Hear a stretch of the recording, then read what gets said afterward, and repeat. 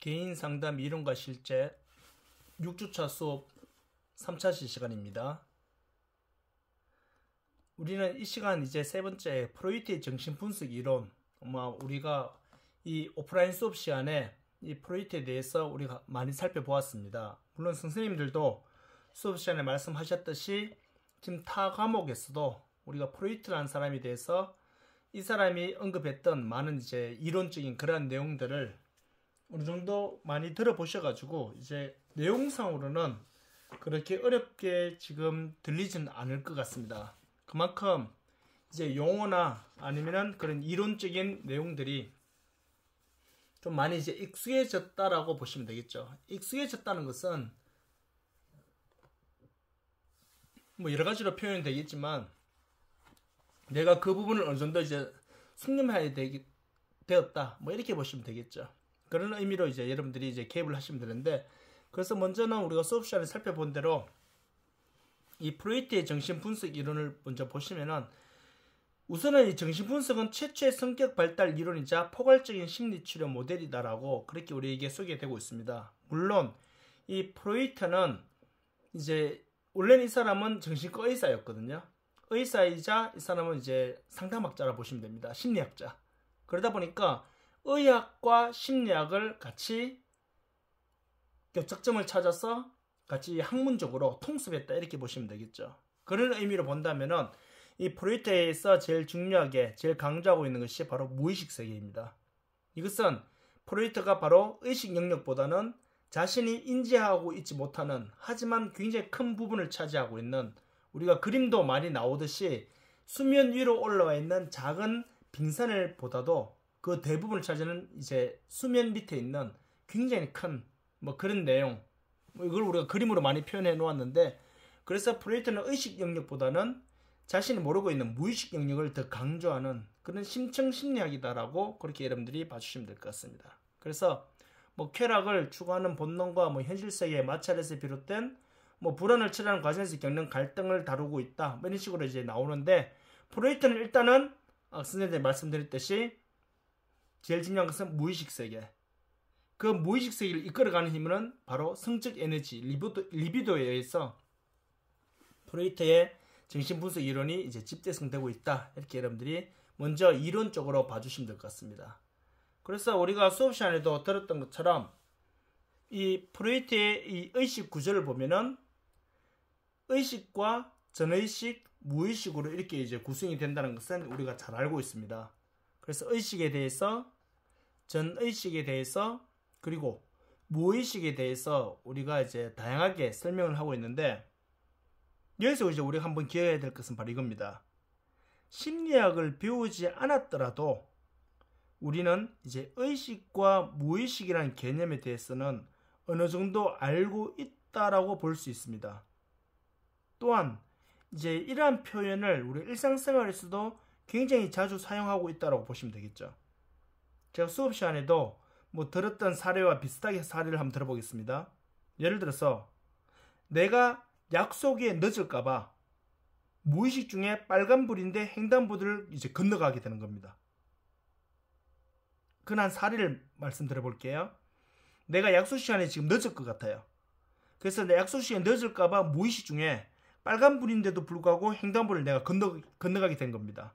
이때 무의식은 바로 뭐냐면은 나도 모르는 사이, 아까 제가 말씀드렸죠. 내가 약속 시간에 늦을까봐 무의식 중에 나도 모르는 사이에 빨간불인데 횡단보도를 건너가게 된 거.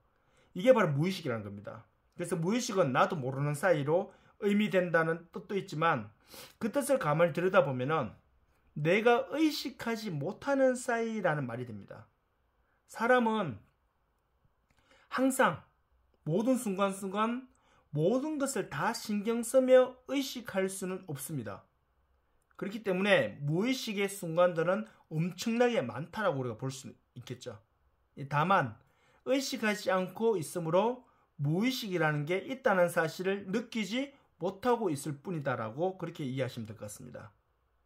그래서 모든 순간을 우리가 의식하며 살 수는 없다고 말씀을 드렸습니다. 그것처럼 의식하지 않은, 즉 의식적으로 자각하지 못한 사이에 일어나는 모든 행동과 생각들은 모두 무의식적인 이제 상황이라 보시면 됩니다. 그러므로 여태까지 아무도 생각하지 못했던 이 무의식이라는 개념을 제가 예전에도 말씀 많이 드렸던 것처럼 프로이트 학자 자신이 혼자 발견한 게 아니라고 볼 수 있겠죠. 더군다나 그가 발명해낸 것도 더더욱 아닙니다. 왜냐하면 인간에게는 늘 이 무의식의 영역이 있었고 인간을 이해하는 데 있어서 무의식이 매우 중요하다는 사실을 프로이트가 처음으로 입증한 것일 뿐이다라고 이렇게 보시면 됩니다. 그래서 빨간불에 횡단보도를 건너던 이 나의 의식은 빨간불 때 건너게 했던 건 자기 의식이잖아요. 자기 의식은 약속 시간이 늦을까봐라고 걱정하고 있지만 나의 무의식은 뭡니까? 뭐 사실 그 약속에 내가 사실은 가고 싶지 않았던 겁니다. 그렇기 때문에 약속 시간에 내가 영부영 이러다 보니까 지금 늦어진 거예요. 그래서 약속 시간이 지금 늦었다는 것은 내가 의식하고 있잖아요. 근데 무의식은 내가 지금 그 약속 시간에 늦게 되는 이유는 알고 보니까 내가 가기 싫었던 거예요. 뭐 좋아하지도 않은 사람 만나야 되고 만나면은 괜히 감정 노동해야 되고 뭐 이런 이유 때문에 그 약속 시간에 가고 싶지 않았던 것이 내 무의식이 되겠죠. 이런 식으로 이 프로이트는 사람 심리에는 자기도 모르는 어떤 거대한 영역이 있음을 주장하면서 이 심리에 대해서 체계적이고 과학적으로 분석하기 시작했던 것이 바로 프로이트의 의식 구조다. 이렇게 여러분들 이해하시면 될 것 같습니다. 그래서 뭐 굳이 따지자면은 뭐 어차피 우리가 수업 시간도 제가 사례를 많이 들었지만 또 한 사례를 더 그냥 굳이 들자면은 뭐 이게 더 쉽게 이해되실 수는 있겠네요. 만약 의식과 무의식 개념을 현대 지금 우리 실생활에 비유하자면요. 예를 들어서 우리가 지금 매일 사용하는 게 바로 뭡니까? 이 스마트폰, 이 컴퓨터입니다. 제가 아까 수업 시간에도 우리가 컴퓨터를 사용하지 않으면 프로젝터라는 걸 활용할 수가 없잖아요. 수업 자료 띄울 수도 없고. 이처럼 우리는 매일 지금 컴퓨터를 사용합니다. 이때 우리 눈에 보이는 것은 모니터 화면에 나타난 그 화면이 내 눈에 보이는 겁니다. 하지만 그런 화면이 나타나는 것은 그냥 화면이 띄어났기 때문에 나타난 것이 아니라 컴퓨터 본체에서 일어나는 그런 작동들이 있었기 때문에 모니터 화면에 뭔가가 나타난 것입니다. 그렇게 본다면은 무의식은 바로 뭐냐면은 우리 눈에는 보이지 않지만 컴퓨터 본체에서 막 움직였기 때문에 우리 화면에 모습이 드러났잖아요. 화면에 뭔가 나타났잖아요. 그렇기 때문에 무의식은 컴퓨터의 하드 디스크라 생각하시면 되고요. 그리고 뭐 굳이 따지자면은 태어날 때부터 기본적으로 장착된 뭐 그런 기능뿐만 아니라 어렸을 적 기억들이 모두 이 하드 디스크라는 이 메모리 앱에 다 들어가 있잖아요. 그렇기 때문에 필요할 때 그 화면을 하나하나씩 꺼내는 거잖아요. 컴퓨터가 사실은 이 하드 디스크 안에 엄청난 자료나 이런 것들이 다 들어가 있잖아요. 필요할 때마다 어떻게 합니까? 작동을 시키면은 거기서 나와서 어디 보여줍니까? 화면에 보여주는 거죠. 화면에 보이는 거는 우리가 이제 의식을 하게 되는 거죠. 내 눈에 보이니까. 그런데 잠시만요. 화면에 이게 나타났네. 예, 그런데 무의식은 내 눈에는 보이지 않는 거예요. 내가 의식하지 못하고 있는 거예요. 결국 컴퓨터 하드 디스크 안에 엄청난 내용물이 들어가 있지만 내 눈에 지금 실행화하지 않으면 안 나타납니다. 한데 어느 순간이 되면 그게 나타나겠죠. 실행이 되면은. 그것처럼 컴퓨터 모니터가 바로 우리 화면에 보이는 그 화면 모니터가 의식이고 이 의식이 나오기 위해서는 컴퓨터 하드디스크에서 엄청나게 돌아가야 되잖아요. 눈에는 보이지 않지만 거기서 나오는 거잖아요. 그래서 컴퓨터 하드디스크는 쉽게 말해서 이제 무의식이다. 뭐 이렇게 이해하시면은 조금 더 이해가 되지 않을까 싶은 생각이 듭니다. 자, 일단 그렇게 이해하시고요. 그리고 뭐 심리학에서는 아까 제가 또 하나 간단히 짧게 나오는 전의식, 의식과 무의식 사이에 있는 전의식이라는 개념으로 이해하시면 되는데 완전히 전의식은 그래서 완전히 의식하고 있지는 않지만 그렇다고 무의식처럼 저 깊은 곳에 감춰져 있는 그런 정도가 아닌 상태, 그게 바로 전의식이다 이렇게 보시면 됩니다. 뭐 아까 말씀드린 것처럼 처음 제가 사례 드렸던 걸 비유로 말씀드리면은 뭐 약속에 늦을까봐 걱정하는 마음이 의식이고 사실 그 사람과 만나고 싶지 않았던 마음은 무의식이라면은 전의식은 약속 시간에 촉박하게 되기까지 다른 일을 하느라 분주했던 그 상황들, 그것이 바로 뭐가 될까요? 이 전의식이 되겠죠. 그래서 조금만 생각을 집중해 보면은 스스로 의식할 수 있는 생각이나 기억, 동기 뭐 이런 것들이 전의식이고, 그래서 의식되기 전 단계라는 뜻에서 전의식이다 라고 이렇게 여러분들이 이해하시면 될 것 같습니다. 자, 이렇게 보시면은 의식 구조는 충분히 이해가 되리라 보고요. 그래서 프로이트는 성격 3원 구조를 해서 성격은 원초와 자아, 초자와 이드, 에고, 슈퍼 에고 뭐 같은 개념이죠. 그렇게 보시면은 이제 수업 내용과 같이 결부하면은 이 내용들은 충분히 이해될 수 있을 걸로 보고, 아마 우리 뒤에 가면 이 내용 또 나오니까 이미 이제 타 과목에서 이런 이론적인 내용을 한 번 더 잘 살펴보시면 될 것 같습니다. 자, 그리고 이제 구강기, 우리 수업 시간에 좀 다루었던 구강기는 이 프로이트의 정신 분석 이론 발달 단계에 보면은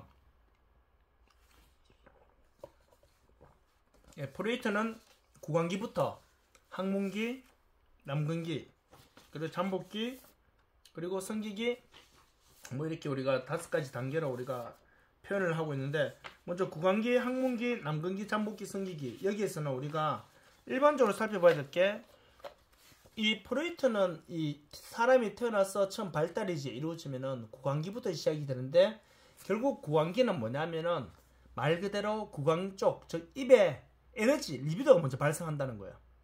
이 에너지, 리비도가 구강에만 먼저 집중되어서 나타난다는 것은, 사람은 이 신체는 다른 데에는 아직 의식을 하지 못하는 거죠. 그렇기 때문에 갓난아이 같은 경우, 태어난 지 신생아들 같은 경우는 울게 되면은 젖병만 물려주면은 똥을 쌌던, 오줌을 많이 싸서 기저귀가 꽉 찼던 전혀 개의치 않고 입만 충족이 되면 어떻게 합니까? 잔단 말이에요, 다시요. 그런데 일정 시간이 지나면 어떻게 됩니까? 구강기에서 항문기로 에너지가 하나 더 생기는 겁니다. 즉, 뭐 좀 더 이해를 돕기 위해서 말씀드리면은 이제 점점 더 사람이 되어 간다고 생각하시면 되겠죠. 입만 느낌이 있었는데 이제는 항문 쪽에도 이제 느낌이 생긴 거예요. 그러다 보니까 금방 젖을 먹고 금방 뭐 이렇게 배가 부른 상태임에도 불구하고 계속 징징거리거나 막 울거나 이러면요, 기저귀가 꽉 차는 경우, 그때 기저귀 갈아주면 어떻게 합니까? 또 생글생글 막 웃으면서 막 기분 좋아하면서 또 잠을 잘 수 있단 말이에요. 그렇기 때문에 구강기, 항문기 이렇게 사람의 성적 발달이 계속 리비도가 형성되면서 이제 순차적으로 성장해 가는 과정이다, 이렇게 여러분들이 봐주시면 될 것 같습니다. 물론 구강기에서 항문기로 갈 때 모든 것이 정상적으로 다 잘 발달되는 경우도 있지만, 때로는 고착 문제가 발생할 수 있습니다. 성적 에너지가 정상적으로 못 흘러가는 경우, 뭐 방임되거나 또는 너무 쉽게 말해서 어떻게 표현할까요? 너무 이게 틀에 정해진 너무 이제 강압적인 그런 이제 상황이 되거나 이래 되면은 이 성적 에너지가 다음 단계 정상적으로 못 흘러가고 고착이 된단 말이에요. 그 고착된단 말은 쉽게 말해서 우리가 왜 수도꼭지에 호스를 꼽아놓고 물을 틀면은 호스 줄을 따서 물이 지나가잖아요. 그때 중간에 누가 발을 밟고 있으면 어떻게 됩니까? 물이 제대로 못 지나간단 말이에요. 그 말은 뭐냐, 문제가 생긴 거예요. 고착이 돼버렸다고요. 그래서 우리 가장 뭐 선생님들이 이해하시기 편한 또 사례를 들면은 동맥경화 생각하시면 됩니다. 혈액이 정상적으로 잘 흘러가야 되는데 혈액 중간중간에 노폐물이 껴버린 거예요. 그 혈액이 정상적으로 빨리빨리 못 가는 거예요. 그 정상적인 발달이 안 된다 이렇게 보시면 되겠죠. 그래서 항문기는 그래서 어찌 보면은 이제 에너지가 하나 더 생겼다 이렇게 보시고, 그 다음 남근기, 이때 중요한 거는 이제 성에 대해서, 동성과 이성에 대해서 자신이 이제 알아가는 그 단계입니다. 그러다 보니까 이제 남자는 여자를 알게 되고 여자는 또 남자를 알게 되고, 그런 상황에서 이제 남자아이들은 엄마를 사랑하게 되고 여자아이는 아빠를 사랑하게 되고, 그래서 오이디푸스 컴플렉스와 엘렉트라 컴플렉스에 대해서는 우리 수업 시간에도 한번 사례를 들어서 설명을 드렸으니까 이런 내용을 보시면 되겠고, 잠복기는 말 그대로 모든 이제 자아가 다 말 그대로 이제 충동을 이제 억제하면서 숨어 있는 거야. 그러다가 이제 마지막 성기기가 되면은 호르몬의 변화로 인해서 이것이 다 이제 정상적으로 이제 안정을 되찾으면서 쉽게 말하면은 이제 사람이 되었다 이렇게 보시면 됩니다. 그런데 중요한 거는 모든 사람이 다 이런 정상적인 발달 다 겪는 건 아니라는 거죠. 하지만 어느 정도의 고착이 있는 거는 괜찮습니다. 왜냐하면은 어느 정도의 고착이 있다 하더라도 그것은 자기가 자기를 스스로 지키는 이 능력, 이거를 우리가 병원에서는 뭐라 하냐면은 면역력이라 그러고요. 심리학에서는 이걸 뭐라 그러냐면 프로이트는 자기가 자기를 지키는 힘을 자아 방어 기제라고 합니다. 자기를 스스로 방어할 수 있는 힘, 자아 방어 기제. 이건 여러 가지가 있습니다. 뭐 가장 대표적인 거 우리 심리적으로 제가 수업 시간에 말씀드렸듯이 여우가 포도를 먹으려고 너무 어떻게 합니까? 그쵸? 너무 막 이렇게 막 애를 썼지만 결국 먹어요, 못 먹어요? 못 먹잖아요. 못 먹으면서 가면서는 막 원통해하고 가슴 아파하고 막 힘들어하면서 가던가요? 갈 때 뭐라고 하면서 가요? 저거 따서 먹어봤자 분명히 씌어서 먹지도 못하는 포도였을 거라고. 그렇게 하면서 어떻게 합니까? 쉽게 말해서 자기 자신을 스스로 위안하면서 가잖아요. 이게 그건 뭐냐면 자아 방어 기제입니다. 자기가 자기를 지키는 힘. 그리고 뭐 우리가 또 잘 알듯이 아마 자녀를 연년생이나 형제나 자매를 키워본 분들 잘 아실 거예요. 아마 첫째가 어릴 때는 자기가 모든 사랑을 다 받았는데 부모님으로부터 동생이 태어나는 거 어떻게 돼요? 자기 사랑이 자기가 인지하지 못한 저 다른 이상한 생명체한테 가고 있다는 걸 자기가 인지가 되거든요. 그러기 위해서 어떻게 합니까? 부모님의 관심을 자기한테 돌리기 위해서 갑자기 기저귀도 다 뗐는 애가 갑자기 오줌을 싸기도 해요. 그리고 밥을 잘 먹던 애가 자기 손으로 포크로 밥을 잘 먹던 애가 갑자기 자기도 젖병에 물을 달라 그러거나 밥 먹여달라고 막 응석 부리게 되죠. 이걸 뭐야? 그럼 부모님이 어떻게 합니까? 막 혼내거나 막 때리거나 이러면요. 심각하고 고착 현상으로 가게 되고요. 부모님이 다시 우쭈쭈 하면서 좀 달래기도 하고 다시 또 안아주기도 하고 이러면 어떻게 합니까? 얘는 스스로 자기가 뭐 합니까? 자기가 또 사랑받는 걸 쟁취하게 되죠. 자기가 자기를 지키게 되는 거예요. 이걸 우리가 퇴행이라 그러거든요. 이런 것들이 다 합쳐져서 뭐라 그러냐면은 자아 방어 기제라고 합니다. 이런 것들이 나오기 때문에 사람은 누구나 완벽한 모든 성장 발달이 안 되어도 어느 정도의 고착은 스스로 지키면서 정상적으로 성장한단 말이에요. 하지만 심각한 방임과 심각한 학대나 심각한 그러한 이제 어찌 보면은 성장에 문제가 있는 사람들 같은 경우, 다시 말하면 심각한 고착 문제가 발생해버리면 어떻게 될까요? 나중에 다른 병변 현상이나 다른 이상한 문제를 이제 발생하게 되죠. 그거는 성인기에 가서 나타나는데 그것은 우리가 선생님들 이론적인 거는 타 과목에서 잘 배우시고요. 나중에 사례로 제가 수업 시간에 여러 가지로 들어서 설명해 드리도록 하겠습니다. 자, 그렇게 이해하시면 되겠고요. 자, 그 다음은 이제 우리가 정신분석 상담 기법에서 뭐 세 가지 정도 살펴볼 건데, 예, 우리가 자유현상과 저항분석, 전이분석에 대해서 살펴볼 건데요. 자유현상은 프린트로 나 있는 그대로 이제 나한테 찾아온 내담자가 의식적으로, 사람은 이제 쉽게 말해 상담이 필요한 사람들은 자신의 어떠한 부분이 내면이 억압되어 있기 때문에, 뭔가 억눌려 있기 때문에 그것이 쉽게 말해서 우리 어깨에 뭔가 올라져 있으면 그걸 떨쳐버리면 되거든요. 내 발등 위에 뭔가 올라져 있으면 불편 떨쳐버리면 되는데, 내 마음에 뭔가가 있는 거에 대해서는 내가 그냥 물리적으로 떨쳐버릴 수가 없잖아요. 그렇기 때문에 이런 경우 우리가 상담이 필요한데, 이런 경우 바로 뭐냐 하면은 이 자신의 내면에 억압되어 있던 그런 생각들이나 이런 것들을 어떻게 합니까? 떨쳐버리도록 내가 생각할 수 있는 다양성에 대해서, 여러 가지에 대해서 뭐 경우의 수를 다양하게 열어놓고 마음껏 뭐예요? 상상하고 마음껏 자유연상하게 되고 마음껏 그것을 내가 판단하고 내가 쉽게 말해서 이제 상상의 나를 펼치는 겁니다. 그러면서 뭐가 되는 거죠? 예전에 같았으면 어느 한 프레임에 갇혀가지고 거기서 못 나오고 있는데, 이제는요 다양성을, 쉽게 말하면은 창문을 활짝 열고 이 창문을 뛰쳐나가면은 나는 수영도 갈 수 있고, 이 창문을 뛰쳐나가면 나는 축구도 하러 갈 수 있고, 이 창문을 뛰쳐나가면은 나는 뭐 친구들이랑 여행을 갈 수도 있고 낮잠을 잘 수도 있고, 이런 다양성에 대해서 자기가 자유롭게 생각해 보는 거. 이렇게 함으로 인해서 어떻게 됩니까? 자신의 억눌렸던 것을 하나씩 하나씩 이제 털어버리는 그런 이제 방법을 들어가는 게 자유연상 기법입니다. 그런 맥락으로 일단 봐주시면 될 것 같고요. 자, 그 다음 저항 분석과 해석인데, 자, 저항 분석과 해석은요, 우리 선생님들이 뭐 쉽게 말해서 뭐 설명 내용 그대로입니다. 억압된 충동과 감정을 이제 자각하게 되면서 발생하는 견디기 힘든 불안으로부터 자기 자신을 어떻게 합니까? 보호하려고 하는 그런 무의식적 역동의 자각.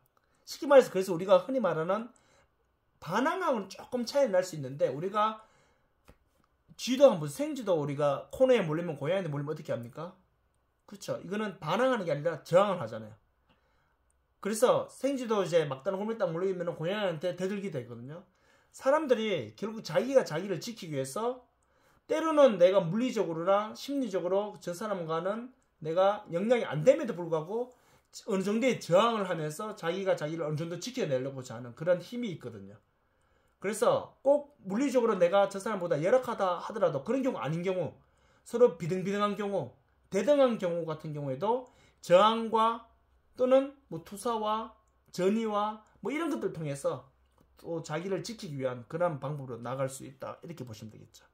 그리고 마지막에 보시면 이제 전의 분석이 나오는데, 자, 전의 분석은요, 제가 사례를 들어 드릴게요. 일단 사전적인 내용을 먼저 보시면은, 먼저 첫 번째 줄 한번 볼까요? 전의 분석에 대해서는 보시면은, 내담자가 중요한 타인과의 미해결된 문제로 인해서 현재 상황을 왜곡시켜 과거 중요한 타인에 대한 감정을 상담자에게 투사하는 감정의 재경험을 돕는 기법. 말은 좀 어렵죠. 제가 책을 여러 권 봤는데 그나마 이게 좀 쉽게 쓰여진 설명이긴 한데, 내담자가 중요한 타인과의 미해결된 문제로 인해서 현재 상황을 왜곡시켜 과거 중요한 타인에 대한 감정을 상담자에게 투사함으로 인해서 감정의 재경험을 돕는 기법이 전이라고 그랬는데, 요거를 제가 사례를 들어서 설명드릴게요. 뭐냐면은, 자, 어린 시절에 이 엄마로부터 이 뭐랄까요, 이 언어적인 폭력과 물리적인 그런 학대를 당한 경험이 있는 아동이 있다 가정해 볼게요. 그래서 뭐 초등학교 들어가기 전에 뭐 영유아 시절에 엄마로부터 일단 안 좋은 기억이 있어요. 왜? 엄마라는 여성으로부터 학대를 당한 그런 경험이 있는 이제 아동이 성장 후 이제 학교를 갔어요. 학교에 가서 어떻게 합니까? 여자 선생님한테 공격적으로 바뀌는 거예요. 여자 선생님한테 공격적으로 바뀌는 거. 그게 바로 뭐냐면은, 내담자가, 즉 이 아동이 어린 시절 겪었던 상처나 미해결된 욕구에서 이것이 등장하는 거이죠. 그래서 여자 선생님이나 또는 심지어 결혼한 후에 자기 부인 와이프에게 더 강압적으로, 왜? 내가 여기서 지면은 어릴 때처럼 엄마가 나를 학대한 것처럼 내가 나의 와이프이지만 내가 사랑하는 사람이지, 이 사람에게 내가 구속될 수도 있기 때문에 어떻게 해요? 더 강압적으로, 쉽게 말하면 더 폭력적으로 나갈 수 있는 경우. 그래서 우리 그런 경우를 많이, 우리가 TV나 요즘 보면은 왜 그거 있잖아요. 미운, 뭐지 그거? 금쪽 같은 내 새끼인가? 하여튼간에 그런 프로그램이 온영박스 나오는 거예요. 거기 보면 이런 경우 많이 나오잖아요. 엄마나 아빠로부터 굉장히 억압적이고 학대를 당한 그런 경우가 있는 경우, 그런 경우에 성장 후에 그것을 어떻게 합니까? 아까 전에 말씀드린 대로 엄마한테 학대를 당한 경험이 있는 아동은 성장해서 자신에게 어찌 보면 좀 만만해 보이는 자기 여자 선생님한테 공격적으로 대하는 거. 이것이 바로 이건 굳이 다 이게 전인데, 그래서 이거는 부정적 전이가 됩니다. 전이는 긍정적 전이와 부정적 전이 같이, 제가 설명드린 거는 이 부정적 전이입니다. 그래서 전이라는 거는 이런 사례를 머릿속에 담아 놓으시고 내용을 읽어보시면요, 또 충분히 우리가 쉽게 이해하시고 더 볼 수도 있을 것 같습니다. 자, 이렇게 내용이 우리 오늘 수업했던 내용의 이제 전체 내용입니다. 그래서 우리 선생님들이 이 내용을 보시면서 이제 다음 수업 시간에는 우리가 또 이제 그에 맞는 또 다른 이제 내용을 하게 될 텐데요. 일단은 우리가 프로젝트 관련된 내용은 매우 중요한 내용임에도 불구하고 여러 부분에서 많이 다루고 있기 때문에 제가 다음에 사례 중심으로 한 번 더 설명을 드릴 거고요. 그래서 우리는 이제 수업 시간에 이 프로젝트의 정신 분석 이론을 이제 필두로 해서 앞에 기본적이고 뭐 상세적인 내용들을 많이 보았기 때문에 이제 다음 시간부터 우리가 이제 이 내용을 이제 근거로 해서 보여야 될 게 바로 뭐냐면은 이게 왜 나오지? 네, 다음에는 아들러 치료입니다. 그리고 아들러 치료와 실전 치료, 뭐 인간 중심 치료, 그리고 게슈탈트 이런 식으로 이제 계속 이어지는데, 이제 네 번째 이제 챕터부터가 조금 긴 상담 이론과 실제에서는 우리 선생님들이 좀 더 이제 실질적으로 볼 수 있는 좀 본격적인 내용이다 이렇게 선생님들이 봐주시면 될 것 같습니다. 그래서 이 알프레트 이제 아들러라는 사람에 의해서 이제 이 아들러 치료, 자기 이름을 딴 이제 그 치료가 이제 그들이 이어지고 있는데, 여기서 우리 선생님들도 어렵지 않게 볼 수 있어요. 왜냐하면 이미 내용에 대해서 몇 개 우리가 좀 알고 있는 내용들이 많이 나오거든요. 그래서 그런 부분을 우리 중심으로 다음 주 목요일 수업 시간에 진행하도록 하겠습니다. 수고 많으셨습니다.